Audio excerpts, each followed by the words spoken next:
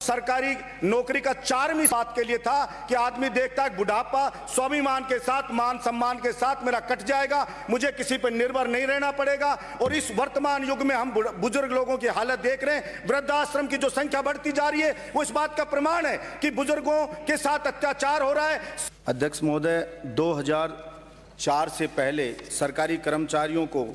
जब वो रिटायर होते थे तो उसको जीपीएफ प्लस ग्रेच्युटी का 20 लाख रुपया एक मुश्त मिलता था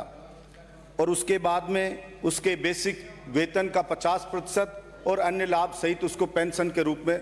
जीवन भर मिलता था। लेकिन 2004 के बाद से जो कर्मचारी नियुक्त हुए उनको नई पेंशन स्कीम में डाल दिया गया और उस पेंशन स्कीम के अंदर 10%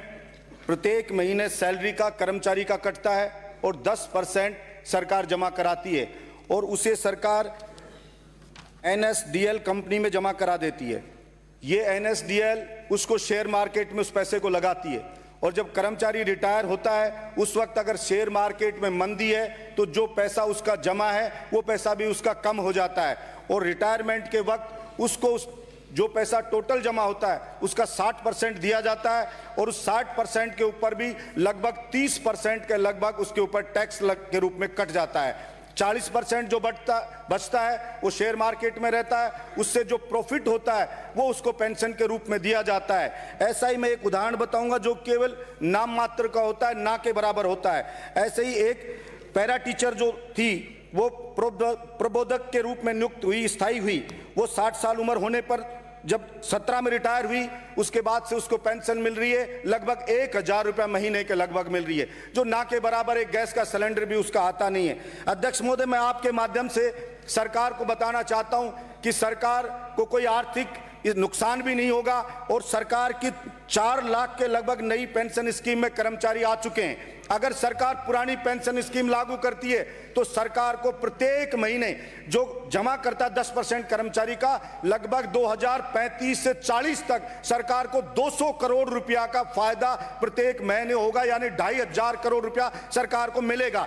अध्यक्ष महोदय, मैं सिर्फ इतना कहना चाहता हूं, सरकारी नौकरी का 4वीं इस बात के लिए था कि आदमी देखता है बुढ़ापा स्वाभिमान के साथ, मान सम्मान के साथ मेरा कट जाएगा, मुझे किसी पर निर्भर नहीं रहना पड़ेगा। और इस वर्तमान युग में हम बुजुर्ग लोगों की हालत देख रहे हैं, वृद्धाश्रम की जो संख्या बढ़ती जा रही है वो इस बात का प्रमाण है कि बुजुर्गों के साथ अत्याचार हो रहा है। सेल्फिश इस जमाने में बहू बेटे बुजुर्गों को निकाल रहे हैं, आए दिन मुकदमे हो रहे हैं, आए दिन अखबार में पढ़ते हैं। इसलिए मेरी सरकार से ये दरख्वास्त है, सरकार से निवेदन है कि सरकार राजस्थान के कर्मचारियों को पुरानी पेंशन स्कीम में डाले, उनके साथ न्याय करे, सरकार को भी फायदा होगा, यहाँ के कर्मचारियों को भी फायदा होगा और बुजुर्गों का सम्मान भी जिंदा रहेगा। इसलिए सरकार इसके ऊपर ध्यान दे और जल्द से जल्द इसका निर्णय करे। 1-2 स्टेट में ऐसा किया भी है, इसलिए मैं चाहता हूँ राजस्थान सरकार भी जल्द से जल्द कोई सकारात्मक सोच रखते हुए निर्णय